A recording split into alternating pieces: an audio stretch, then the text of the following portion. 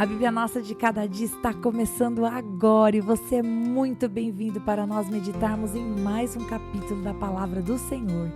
Aqui nesse canal, se você é novo, fique sabendo, todos os dias nós meditamos na Palavra do Senhor, nós lemos, compreendemos e aplicamos para as nossas vidas, porque Deus tem sempre algo novo para falar conosco. Vamos começar?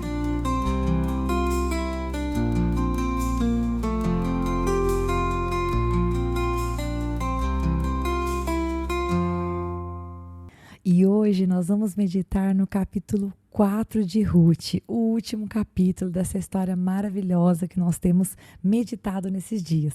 E antes de eu começar a meditar, começarmos a conversar sobre o episódio de Ruth, eu quero convidar você a curtir este podcast e também a compartilhar. Cada vez que você curte esse podcast, você mostra para o algoritmo que o que nós estamos fazendo aqui é algo que te interessa, algo importante. E dessa maneira, ele não apenas vai lembrar você toda vez que você entrar no YouTube ou no podcast, mas também ele vai indicar para outras pessoas. Então, por favor, venha fazer parte comigo desse trabalho tão gostoso de compartilhar a palavra de Deus com aquele que deseja. Nós sabemos que todo aquele que se aproxima da palavra do Senhor nunca volta de mãos vazias, não é verdade? Deus fala conosco, mesmo em textos da palavra que a gente já conhece. E o capítulo final de Ruth vem trazer o desfecho. Nós vimos no último capítulo que Noemi tem um plano, Ruth o executa com maestria e Boaz, como um homem honrado, realmente cumpriu aquilo que Noemi havia falado no último versículo do capítulo 3. Ele não ia descansar enquanto não resolvesse essa questão. E o capítulo 4 vai mostrar para nós exatamente isso. Boaz, ele se assenta à porta da cidade, porque era um costume, a porta da cidade era um lugar para tratar assuntos públicos, era o lugar da assembleia, era o lugar do tribunal. Até mesmo alguns reis se assentavam à porta, como você pode ver lá em 1 Reis 22:10 ou Jeremias 38:7. E então ele se assentou naquela porta, esperando para que o primeiro resgatador, aquele que tinha o direito de resgatar primeiro a viúva, passasse. E aqui na Nova Versão Internacional vai dizer, bem no versículo 1, exatamente quando o resgatador ia passando, né, Boaz estava por ali, e então Boaz chama, meu amigo, venha cá e sente-se. Eu achei bem interessante porque a tradução da Revista Atualizada fala, ô fulano. E no original, a palavra realmente é muito próxima do que nós usamos para falar, ô fulano, quando você quer se dirigir a uma pessoa, mas você não vai pronunciar o nome dela, ou porque você não quer, ou porque você esqueceu, enfim. Então Boaz chama esta pessoa e explica para esta pessoa, diante daqueles líderes da cidade, como diz o versículo 2, essa ideia de reunir 10 líderes, está falando de tornar aquela conversa uma conversa séria, uma conversa com testemunhas. Boaz, mais uma vez, provando que ele não estava tratando com descaso aquela causa. Ao contrário, ele realmente queria resolvê-la de maneira rápida. Então, ele se dirige a esse resgatador, essa pessoa que tinha o direito de tomar a atitude do resgate primeiro, e deixa claro que ele deveria assumir as terras, né, comprar a terra da viúva e também tomar a viúva para que uma descendência fosse levantada em nome do filho que faleceu, infelizmente. E então o homem que a princípio havia dito, não, tudo bem, eu compro a terra, quando ele percebe que teria que se casar com a viúva e ter filhos com ela que não pertenceriam a ele, mas aquele que faleceu, porque era uma questão de respeitar as leis do povo, ele então diz, olha, então resgate você. E aí então no versículo 8 vai mostrar para nós que esse rito de tirar a sandália significava quando você estava fazendo uma negociação e você queria afirmar aquilo como verdadeiro, então você tirava a sandália dos pés para fazer esse negócio, você dava a sandália como um sentido de penhor, né? Minha palavra está com você. E então Boaz faz ali um discurso, né, no versículo 9, dizendo, olha, vocês são testemunhas, versículo 9 e 10, né, que ele iria tomar não apenas a posse da terra, mas também a mulher de Malom, ou seja, Ruth, e ele se casa com ela e deixa ali tudo muito claro diante das testemunhas, e ele é abençoado, né? O versículo 11 vai dizer que eles dizem para ele, olha, nós somos testemunhas e faça o Senhor com essa mulher que está entrando em sua família, como fez com Raquel e Lia, no sentido de que elas fossem prósperas e tivessem filhos e tivessem uma geração abençoada, né? Uma família, né? Com renomada, vamos falar dessa maneira, né? E aí, então, diz ainda, versículo 12, e com os filhos que o Senhor concederá a você, dessa jovem, seja sua família como a de Pérez, que Tamar deu a Judá. E aí, então, a partir do versículo 13, é relatado para nós, até o versículo 17, esses versículos tão lindos que nos dizem que Boaz casou-se com Ruth, ela se tornou sua mulher. Quando eles se relacionaram, o Senhor deu a ela a graça de que ela engravidasse e desse à luz a um filho. E a cidade se alegrou juntamente com Noemi, dizendo, olha só, louvado seja o Senhor, que hoje não a deixou sem resgatador. Versículo 14, que o seu nome seja celebrado em Israel. E aí o versículo 15 completa, o menino dará a você nova vida e a sustentará na velhice, pois é filho da sua nora, que a ama e que é melhor do que 7 filhos para você. Essa ideia de dizer que é melhor do que 7 filhos é porque ter filhos era uma grande bênção. 7 filhos, então, puxa vida, um número perfeito. Então, dizer que Ruth a amava e que ela era para a sogra melhor do que 7 filhos era dizer que realmente aquela mulher era uma abençoadora. E então Ruth se alegra. E quando diz no versículo 16 que Noemi pôs o menino no colo, a intenção é mais do que expressar o ato da vovó de pegar o neném e pôr no colo para ninar, mas está falando da ideia de que ela o adotou como seu.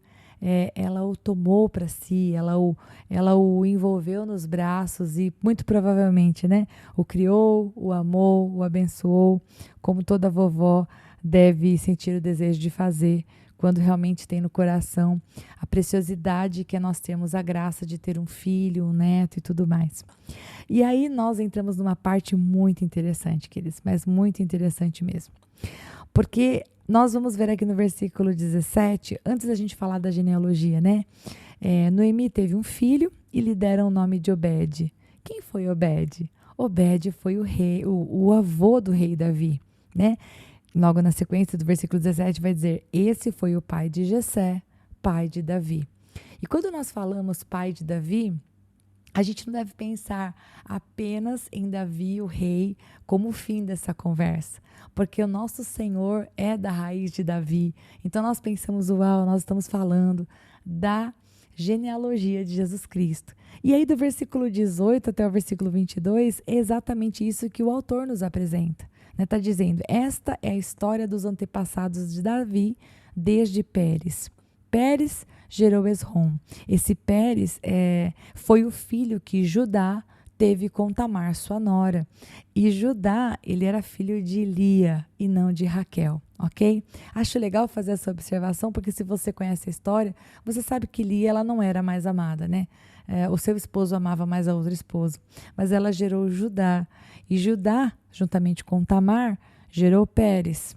Pérez gerou Esrom, Esrom gerou Rão, Rão gerou Aminadab, Aminadab gerou Nasson.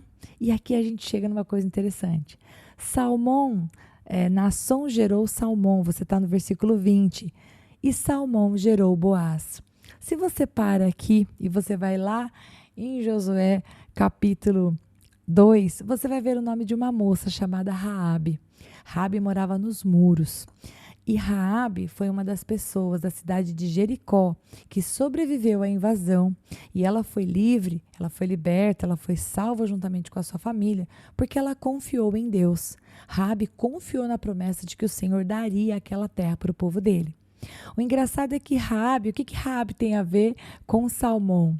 Raabe tem a ver com Salmão o seguinte, se você vai lá em Mateus capítulo 1, versículo 5, eu já te disse que toda a Bíblia ela está entrelaçada, não é verdade? Nós estamos aqui no livro de Ruth, eu falei para você dar uma espiadinha em Josué capítulo 2, e agora eu estou falando para você, vai espiar lá em Mateus capítulo 1, verso 5. O que você vai descobrir? Eu vou te contar já.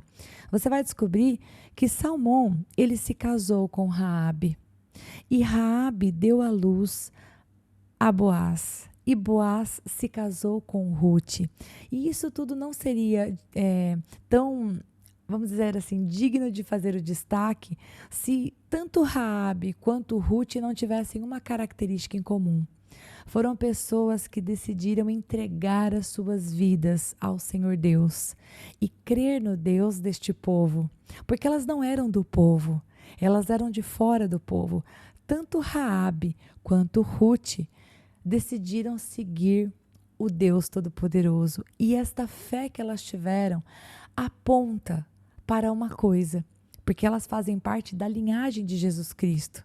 Aponta para o fato de que Jesus, embora ele tenha um povo que ele escolheu para ser seu, a palavra de Deus fala que ele veio para os seus, mas os seus não receberam. Mas a todos quanto lhe receberem, ele deu-lhes o poder de serem feitos filhos de Deus, a saber, os que creem no seu nome. Portanto, todo aquele que crê no nome do Senhor pode se achegar a Deus confiantemente, sabendo que o Senhor os aceita, que o Senhor os recebe, que o Senhor os ama e que o Senhor dá uma chance de nova vida.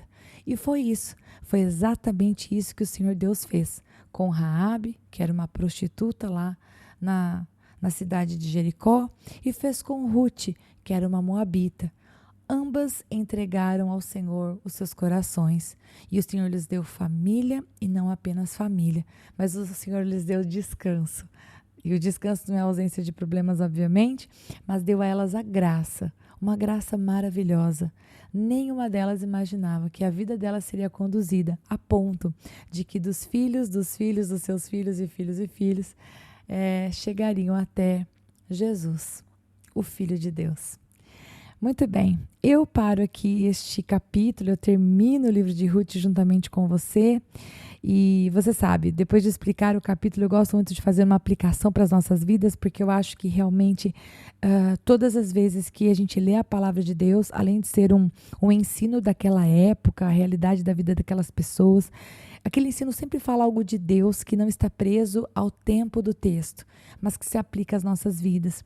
E, meus queridos, eu acho que eu não tenho uma outra aplicação para fazer para as nossas vidas no capítulo 4, que não seja totalmente apontar para Deus e para o seu amor. Um Deus que restaura as nossas vidas quando nós tomamos decisões que nos levam a perdas. Um Deus que está pronto para nos receber de volta na casa onde sempre tem pão. Um Deus que conduz as nossas vidas quando nós rendemos o senhorio da nossa vida a Ele. E um Deus que prepara para nós um futuro que está além dos nossos olhos. Eu penso que eu tenho que dizer isso para vocês. O Senhor prepara para nós um futuro que está além dos nossos olhos. Ruth, eu tenho certeza que quando ela prometeu para a sogra dela lá no capítulo 1, olha, eu não vou te deixar, eu não vou te abandonar, a não ser a morte, nada mais vai me separar de você. Eu não imagino que Ruth soubesse o tamanho da bênção que ela estava prestes a receber ao começar a caminhar com o Deus da sogra dela.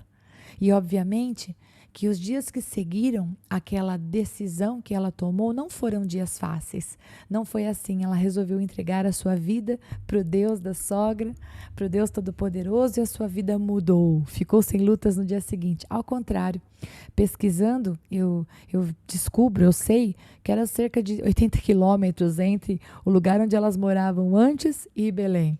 Então, elas não simplesmente saíram da terra e de Moabe e chegaram 5 minutos depois lá em Belém. Elas andaram 80 quilômetros, né, a pé. Elas, como viúvas, chegaram na terra e tiveram que trabalhar. Quando nós estávamos no final do capítulo 2, eu acho que eu disse para vocês, sim, acho que foi no final do capítulo 2, Ruth trabalhou mais ou menos 4 a 6 semanas nos campos. Ela ia todo dia para os campos, ela pegava as espigas, ela tinha que cuidar dos grãos, ela tinha que levar para sua sogra, carregar o peso nas costas, ou seja, entregar a sua vida para o Deus que ela resolveu abraçar, não trouxe a mudança no dia seguinte, mas a firmeza, a paciência, a persistência nela em continuar no caminho correto, honrando a sua palavra com a sogra, sendo fiel a Deus, trouxe para ela além do que ela podia imaginar. E eu não estou falando no casamento, eu não estou falando do resgate da terra, mas eu fico pensando na graça de pertencer à família de Jesus, o Deus encarnado na terra. E eu penso que isso serve para nós também. Todas as vezes que nós nos decidimos pelo Senhor e nós permanecemos apesar das circunstâncias, nós guardamos o nosso coração do mal, nós desviamos o nosso pé daquilo que não agrada a Deus. Quando caímos, a gente volta rapidinho para o caminho, a gente se arrepende. Todas as vezes que a gente semeia a palavra do Senhor, ainda que a gente enfrente tempos contrários, nós podemos ter a certeza que Deus está trabalhando. E agora eu estou lembrando de Esther, porque eu bem me recordo, e é impossível não lembrar de Esther, porque está muito viva no meu coração, que lá no capítulo 4 de Esther, verso 14, Mardoqueu fala com muita certeza, ele fala assim, que o Senhor ele iria prover socorro e livramento de outra parte.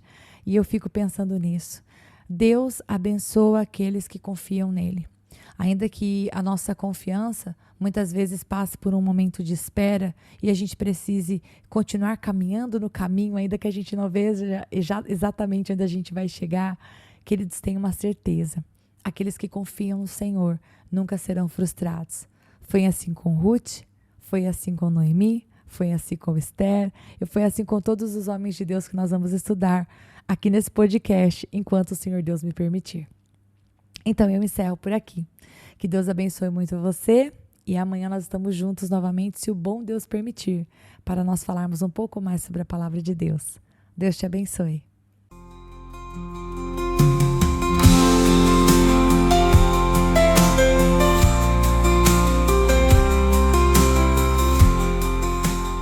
Se você ficou até agora, não vai embora não. Agora é hora de você curtir, comentar, compartilhar esta palavra, porque se ela abençoou você, ela pode abençoar outra pessoa também.